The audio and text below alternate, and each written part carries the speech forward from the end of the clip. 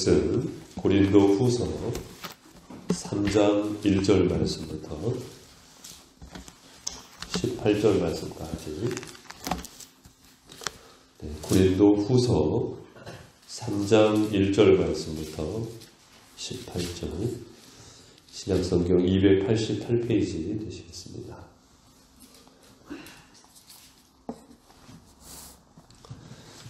제가 먼저 고린도 후서 3장 1절 말씀 선독합니다. 함께 교독하시겠습니다. 우리가 다시 자천하기를 시작하겠느냐? 우리가 어찌 어떤 사람처럼 추천서를 너희에게 붙이거나 혹은 너희에게 받거나 할 필요가 있느냐?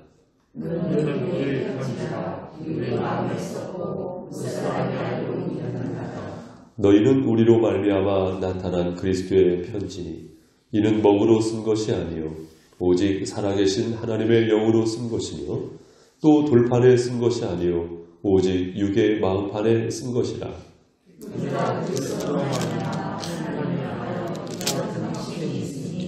우리가 무슨 일이든지 우리에게서 난 것 같이 스스로 만족할 것이 아니니 우리의 만족은 오직 하나님으로부터 나느니라.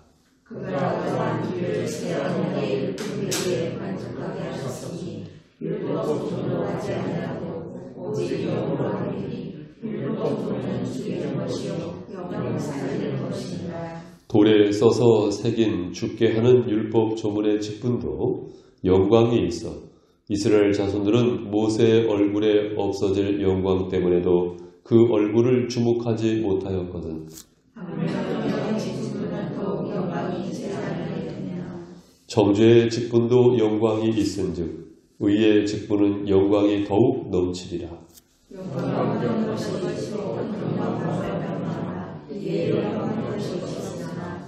없어질 것도 영광으로 말미암았은즉 길이 있을 것은 더욱 영광 가운데 있느니라.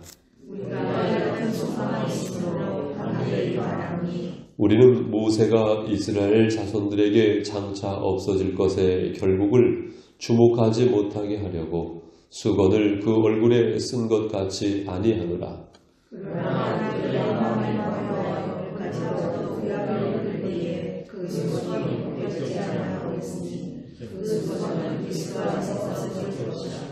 오늘까지 모세의 글을 읽을 때에 수건이 그 마음을 덮었도다.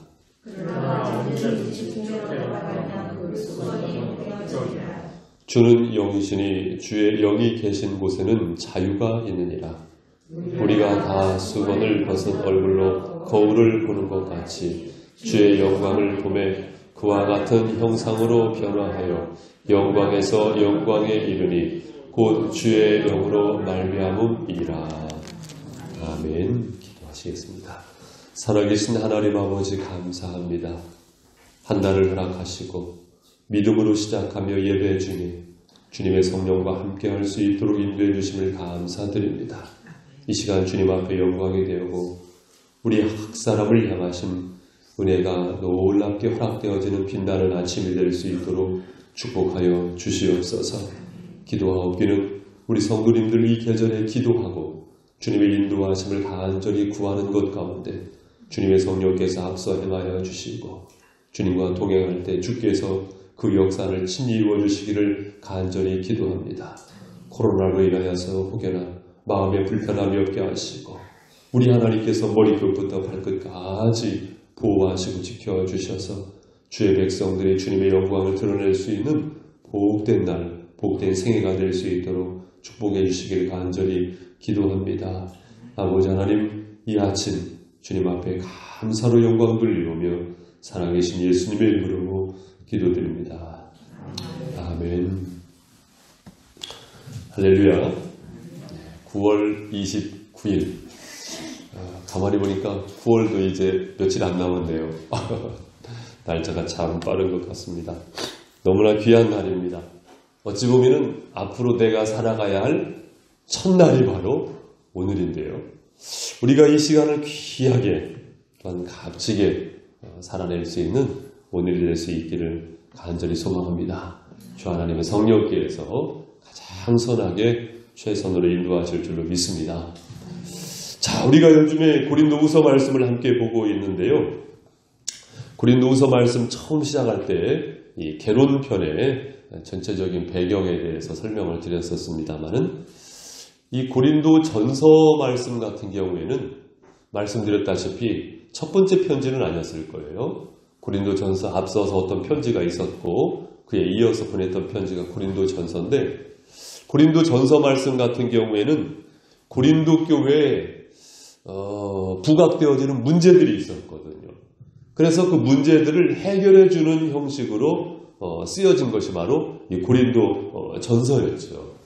그래서 각각 부각되었던 문제들, 분열의 문제, 결혼과 이혼의 문제, 우상 숭배의 문제, 그리고 또한 이 부활 논쟁에 대한 문제, 그런 문제에 대해서 해결해 주는 방식으로 고린도전서 말씀이 쓰여졌다고 한다면, 좀 더 시간이 흘러서 고린도 후서 말씀 같은 경우에는 어떤 말씀이라고요? 사도 바울의 내면적인 부분을 드러내면서 솔직한 관계 형성에 대한, 그러니까 이 사도권에 대한 이 부정, 거짓 사도들의 등장에 의해서 이 사도 바울이 사도권에 대한 위협을 받게 되면서 사도 바울의 내면적인 호소를 하고 있는 주된 내용으로 이 고린도 후서 말씀이 기록되어졌음을 익히 설명을 드린 바가 있습니다. 말씀을 가만히 보니 이 고린도 후서 3장 말씀부터 오늘 보는데 그 윗절에 보면은 그 2장 17절 말씀이요. 와, 이 고린도 후서 말씀의 전체적인 개론적인 부분에 대해서 굉장히 간략하게 설명해주고 있는 말씀이 되더라고요. 그래서 한번 2장 17절 말씀 우리 같이 한번 읽습니다. 시작. 우리는 수많은 사람들처럼 하나님의 말씀을 혼잡하게 하지 아니하고 곧 순전함으로 하나님께 받은 것 같이 하나님 앞에서와 그리스도 안에서 말하노라. 자, 무슨 말씀이냐면요, 우리는 수많은 사람들처럼, 수많은 사람은 어떤 사람이냐면요, 거짓 사도들을 말합니다. 그래가지고 수많은 사람들처럼 하나님의 말씀을 혼잡하게 하지 아니하고, 그들이 하나님의 말씀을 혼잡하게 했단 말이에요. 하나님의 말씀을 혼잡하게 했다는 것입니다. 자, 그래서 그 배경을 우리가 함께 아우르면서 오늘 본문의 말씀 첫 절인 3장 1절 말씀을 제가 공독해 드립니다. 우리가 다시 자천하기를 시작하겠느냐? 우리가 어찌 어떤 사람처럼 추천서를 너희에게 붙이거나 혹은 너희에게 받거나 할 필요가 있느냐? 여기 이 말씀에 어떤 사람처럼 추천서를 너희에게 붙이거나 혹은 너희에게 받거나 할 필요가 있느냐 할 때, 어떤 사람은요, 바로 윗절에서 말했던 수많은 사람들하고 같은 사람들입니다. 그러니까 사도 바울 한켠에는 이 거짓 사도에 대한 그 부담이 계속해서 있었던 것을 말하고 있고요. 거기에서 사도 바울은 자신을 변호하고자 했는데, 내가 그렇다고 해서 너희에게 추천서를 쓰겠느냐 이거예요. 추천서를 쓰겠느냐. 추천서 중에서는 타인을 추천하는 추천서도 있고 자기를 소개하는 자소서도 있죠. 자소서. 자신, 요즘에 PR 시대라고 하지 않습니까? 자신을 추천하는, 자신을 PR하는 이 자소서도 있는데, 사도 바울은 그것을 말합니다. 거짓 사도들이 일어났다고 해서 내가 진짜 사도라고 굳이 내 스스로를 향해서 추천서를 이렇게 너희에게 보낼 필요가 있느냐, 이 말씀인 거예요. 그리고 2절 말씀을 기록합니다. 너희는 우리의 편지라. 너희는 우리의 무엇이라고요? 편지라. 다른 말로 말하면 너희야말로 나의 추천서다. 내가 추천서를 기록하지 않는다 하더라도, 굳이 자소서를 쓰지 않는다 하더라도 너희야말로 편지가 아니냐. 우리 마음에 썼고 무사람이 알고 읽는 바라. 너희는 우리로 말미암아 나타난 그리스도의 편지니 이는 먹으로 쓴 것이 아니요 오직 살아계신 하나님의 영으로 쓴 것이며 또 돌판에 쓴 것이 아니요 오직 육의 마음판에 쓴 것이라. 그렇죠.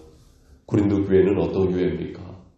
브리스길라와 아굴라와 함께 동역해가지고요, 사도 바울이 눈물로 개척한 교회가 바로 이 고린도 교회 아니겠습니까?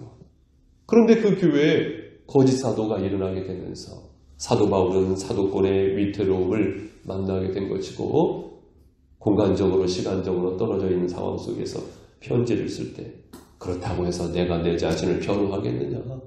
너희야말로 진정한 변호자들이고 너희야말로 진정한 추천서인데 내가 굳이 새로운 것을 쓸 필요가 있겠느냐? 이것을 말씀하고 있는 것입니다. 사랑하는 성도 여러분, 우리는 이 아침에 이 말씀을 보면서 그리스도의 편지, 바로 믿음의 사람들이야말로 오늘날 그리스도의 편지라고 믿습니다. 우리는 복음의 증거자이면서 사실은요, 우리의 삶이 복음이 되어야 하는 것이죠. 아울러서 우리는 이러한 선한 부담을 가질 필요가 있습니다. 우리는 읽히는 자라는 것입니다. 어떤 자라고요? 읽히는 자라는 것입니다. 우리 주변인들이 우리를 읽습니다.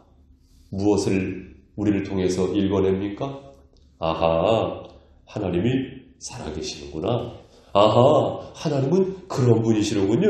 아하, 하나님께서 나에게도 이렇게 살라고 말씀하시는군요. 어찌 보면 부담이 될 수 있는데 제가 한 집사님을 소개해 드릴게요. 그 집사님이 그렇게 사셨더라고요. 그 집사님이 누구냐면은 최씨, 이씨, 박씨, 김씨, 허씨, 어떤 성을 가지신 분이냐면요, 스시성을 가지신 분이에요. 그 집사님이 어떤 집사님이냐면 스대반 집사님이십니다. 스대반 집사님이 그렇게 사셨더라고요. 죽음도 두려워하지 아니하시고 진리를 끝까지 지키시고. 그렇죠. 우리는 모두 하나님의 자녀로서, 또한 거룩한 성도로서, 또한 주의 직분자로서 이 시대에 그리스도의 편지로 살아가는 은혜가 우리 모두에게 있어야 할 줄로 믿습니다. 한 날을 살아가면서 주님, 그리스도의 편지로서 이 세상 가운데 그리스도의 메시지를 알릴 수 있는 오늘의 삶이 되게 하여 주시옵소서. 저와 여러분의 기도 가운데 선하게 인도하실 줄로 믿습니다. 두 번째로요, 6절 말씀으로 가보도록 하십니다.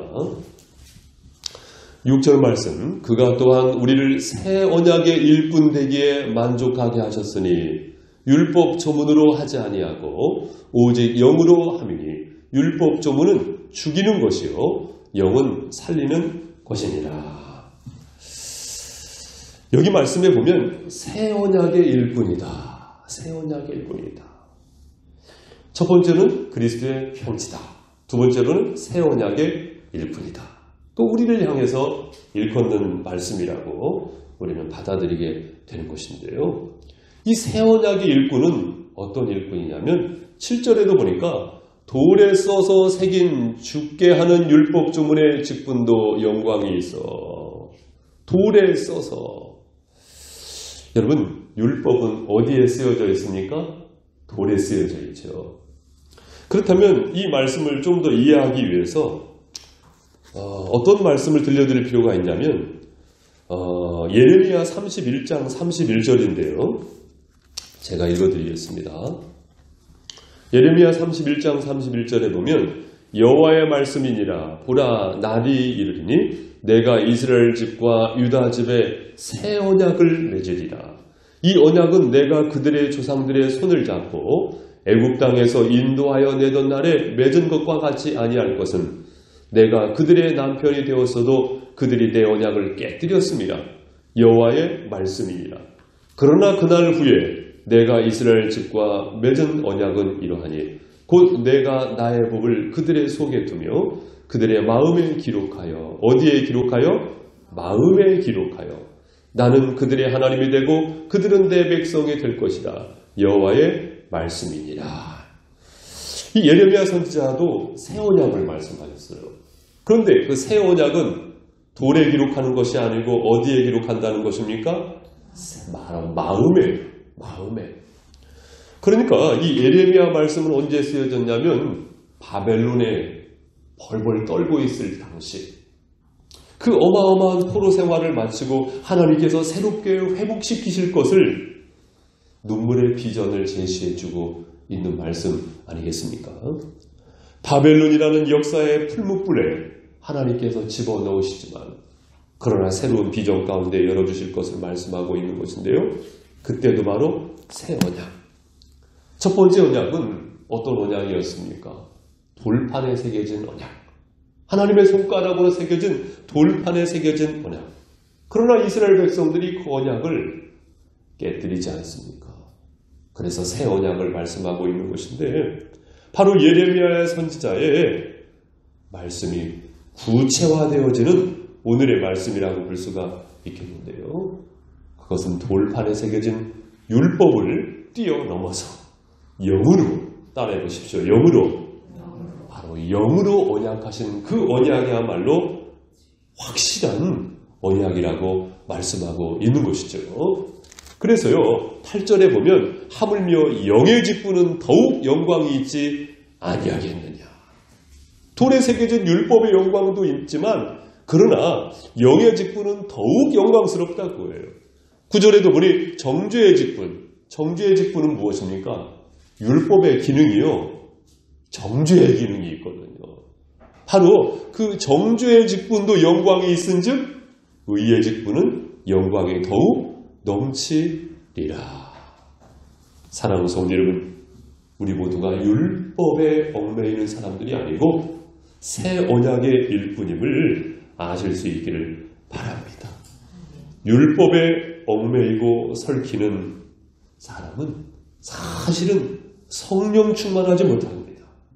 성령 충만, 그리스도 예수 십자가의 보혈로 씻기움 받은 우리가 율법으로부터 자유하며 오직 영의 일꾼임을 깨달아 진정한 의미에서 능력을 발할 수 있는 오늘의 삶이 되어야 하겠습니다. 고린도후서 5장 17절 말씀도 그런즉 누구든지 그리스도 안에 있으면 새로운 피조물이라 이전 것은 지나갔으니 보라 새 것이 되었도다. 여기에서 새 것은 무엇을 말합니까? 성령의 것임을 믿으실 수 있기를 바랍니다. 새 포도주가 되어지는 성령의 사람이야말로 율법적으로는 나를 넘어지게 하지만 성령은 나를 세웁니다. 율법은 정죄하지만 성령은 나로 하여금 자유케 한다는 것입니다.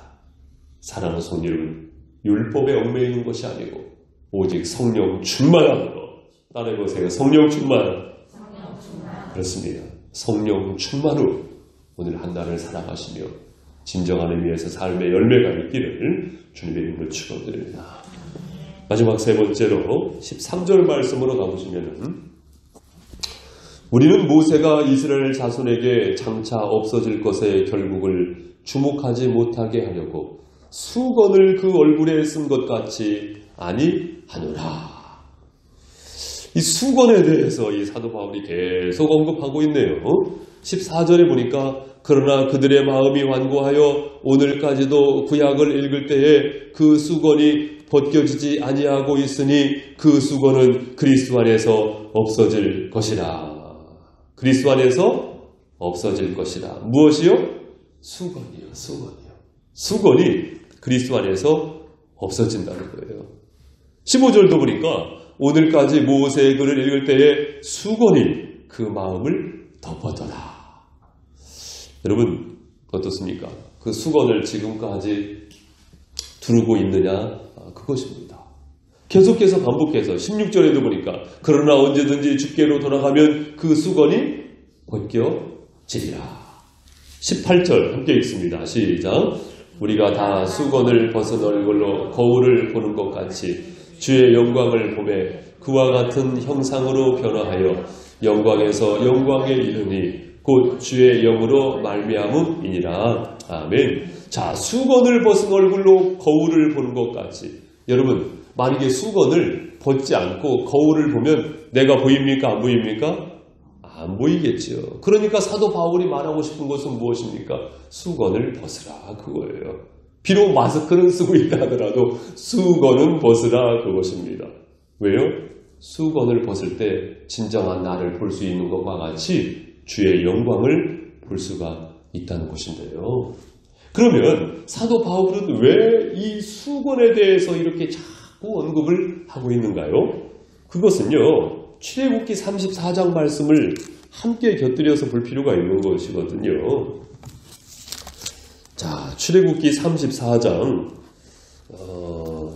29절 말씀 제가 좀 읽어드리면 찾으셔도 좋고 또 번거로우시면 들으시기 바랍니다. 출애굽기 34장 29절 말씀에 보면은 모세가 그 증거의 두 판을 모세의 손에 들고 시내산에서 내려오니 그 산에서 내려올 때에 모세는 자기가 여호와와 말하였으므로 말미암아 얼굴 피부에 광채가 나나 깨닫지 못하였더라. 피부에 광채가 나나 깨닫지 못했다. 여러분, 이 말씀은 이 모세가요, 시내산에서 율법, 바로 십계명을 받을 때거든요. 그런데 이때 십계명은 첫 번째가 아니고 두 번째. 출애굽기 20장 말씀에 보면은 시내산에서 십계명을 받아가지고 왔는데, 글쎄 이스라엘 백성들이요, 금송아지를 만들어가지고 춤추고 숭배하고 있단 말이에요. 화가 난 이 모세가 십계명 둘판을 깨뜨리지 않습니까? 하지만 하나님께서 두 번째로 다시금 십계명을 주신 것이거든요. 바로 그때입니다. 모세 얼굴에요, 광채가 나가지고요. 어떤 현상이 있었느냐? 그 출애굽기 34장 30절 말씀에 보면 아론과 온 이스라엘 자손이 모세를 볼 때에 모세의 얼굴 피부에 광채가 남을 보고 그에게 가까이 하기를 두려워하더니, 사람들이요, 모세 얼굴에 광채가 나니까 두려워해가지고요, 가까이 하지 못했던 것입니다. 그래서 어떻게 합니까? 33절에 보면 모세가 그들에게 말하기를 마치고 수건으로 자기 얼굴을 가렸더라. 이 모세가요, 수건으로 자기의 얼굴을 가린 것입니다. 그래서 하나님 앞에, 여호와 하나님 앞에 나갈 때는 수건을 벗고 사람들 앞에 나올 때는 다시금 수건을 썼던 것입니다. 바로 그 배경을 가지고 있는 것입니다. 그 구약 말씀과 함께 아우르는 가운데 이 말씀을 이해할 필요가 있는 것인데요. 자, 그렇다면 그 수건은 오늘 본문의 말씀으로 돌아오셔서 고린도후서 3장 14절 말씀에 보니 그러나 그들의 마음이 완고하여 오늘까지도 구약을 읽을 때에 그 수건이 벗겨지지 아니하고 있으니 그 수건은 그리스도 안에서 없어질 것이다. 자, 모세가 왜 수건을 썼었을까요? 그것은요, 얼굴에 광채가 났어요. 사람들이 두려워했어요. 그런데 그 광채는 계속해서 지속할 것입니까? 지속하지 못할 것입니까? 아마도 계속해서 지속하지 못할 것입니다. 모세는 사실상 그것이 오히려 두려웠던 것입니다. 그리고 사람들에게 있어서 모세 얼굴의 광채가 또 하나의 우상이 되었던 것이지요. 하나님만을 경배하고 의지해야 함에도 불구하고 그 모세 자신이 신성지 되어지고 모세 자신만이 신성지 되어지는 것이 아니고 그 광채 자체가 백성들로 하여금 마음을 빼앗기게 하는 것이니 차라리 모세는 수건으로 얼굴을 가렸던 것입니다. 따라서 그 수건이라는 것은 율법이요, 옛것이요, 수단이요, 편견이요, 또 하나의 의심이요, 또 하나의 우상이 되는 것이죠. 이 모든 것이 예수 그리스도 안에서 내릴 필요가 있는 것 아니겠습니까? 사랑하는 성도 여러분, 우리 모두가 믿음을 갖되 옛것이 아니고 수단이 아니고 편견이 아니고 의심이 아니고 순전한 믿음을 가지실 수 있기를 주님의 이름으로 축원드립니다. 믿음을 갖되 수건을 벗고 믿음을 가져야 한다는 것이죠. 기도할 때도 믿음으로 불안을 버리고 의심을 버리고 편견을 버리고 수단을 버리고 옛것을 버리는 것입니다. 옛것을 버리는 것입니다. 오늘 말씀 계속해서 반복하고 있는 거잖아요. 우리 17절 한 번 더 같이 읽죠. 시작. 주는 영이시니 주의 영이 계신 곳에는 자유가 있느니라. 아멘. 율법은 나에게 자유를 주지 못합니다. 수단은 나에게 자유를 주지 못합니다. 편견은 나에게 자유를 주지 못합니다. 그러나 주의 영은 나에게 진정한 자유를 주시는 줄로 믿습니다. 오늘 한 날 믿음의 행동을 하실 때도 율법이 아닌, 수건이 아닌, 의심이 아닌, 편견이 아닌 오직 주님의 영으로 충만하실 수 있기를 바랍니다. 사랑하는 성도 여러분, 너희는, 바로 우리는 그리스도의 편지여 새 언약의 일꾼이여 수건을 벗은 얼굴로 주의 영광을 바라보는 믿음의 사람인 줄로 믿습니다. 다시금 하나님 앞에서 내 자신을 되찾는 마음과 믿음의 고백으로 한 날을 살아가셔서 진정한 영의 충만함과 자유함이 있는 그 어떠한 것도 나를 올가맬 수가 없는 것이죠. 하나님께로 붙잡힌 받은 하나님의 종이 아니겠습니까? 세상의 종이 아니고 하나님의 종으로서 자유와 평강이 있는 오늘이 되시기를 주님의 이름으로 축원드립니다. 기도하시겠습니다. 살아계신 하나님 아버지